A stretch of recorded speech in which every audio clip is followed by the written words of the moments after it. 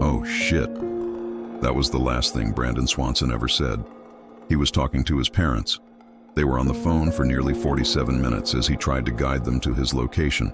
Then, he was just gone. No trace, no footsteps, no signs of a struggle. This is one of the most haunting disappearances in modern American history. This is the story of Brandon Swanson. Brandon Swanson was 19 years old in May of 2008.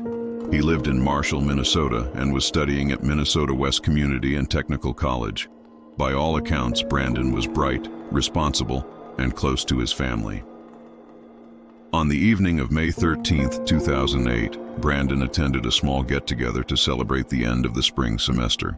There was no wild party, just a few drinks, some friends, and a farewell before summer. He left sometime after midnight, intending to drive home. He never made it. Around 1:54 a.m., Brandon called his parents, Brian and Annette Swanson. His car, he said, had gone off the road into a ditch. He wasn't injured, and the car seemed fine, but it was stuck. He couldn't tell where he was, but believed he was near the town of Lind, about 7 miles from his home in Marshall. His parents drove out immediately to find him.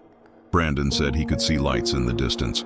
Probably Lind, he thought, and decided to start walking toward them. And so, while still on the phone with his father, he began walking down a dark gravel road.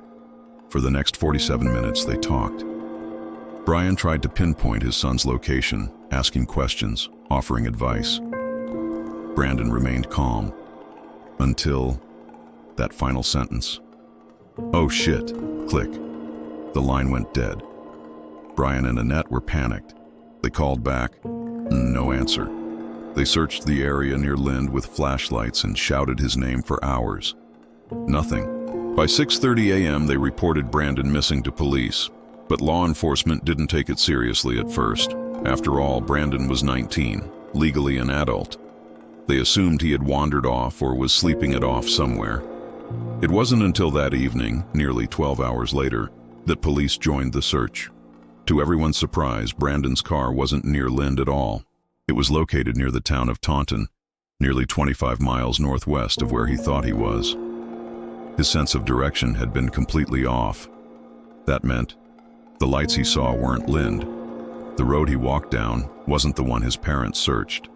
They had been looking in the wrong place the entire time. Now the real search began. Investigators brought in bloodhounds and search teams. The dogs traced Brandon's scent from the car down a gravel road, through fields, and eventually to the banks of the Yellow Medicine River. At one point, the scent trail suggested that he had entered the river and come out again. This gave hope. He might have crossed it and continued walking, but after that, the trail went cold. No backpack, no phone, no footprints, no body, nothing.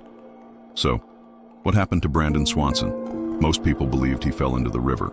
The area around the Yellow Medicine River is steep, rocky, and dangerous at night. He may have slipped, fallen in, and drowned. But here's the issue. Extensive searches of the river found nothing, not even his phone or clothes. Maybe he died from exposure or injury. It was cold that night. Temperatures dropped into the 40s. If Brandon got lost in the fields, disoriented and injured, he could have succumbed to hypothermia. But again, no body has ever been found, despite years of searching. Could Brandon have stumbled across something he shouldn't have seen? Was he picked up or harmed by someone on a rural road? There's no direct evidence of this, but it's often floated due to the complete lack of physical evidence. Some early skeptics considered that Brandon might have faked it and run away, but nothing in his background, personality, or behavior suggests that. And he stayed on the phone with his parents for nearly an hour. That's not how someone planning an escape acts. Brandon's disappearance sparked new laws in Minnesota. His parents worked with lawmakers to pass Brandon's Law, which requires law enforcement to immediately file missing persons reports for adults under suspicious or dangerous circumstances. It was signed into law in 2009. To this day, Annette and Brian Swanson continue to speak publicly, hoping for answers. They still believe that someone out there knows something. Brandon's last words, "Oh shit," are chilling. Was it a fall? Did someone approach him in the dark? Did he see something coming he didn't expect? We may never know. but his case remains open and unsolved.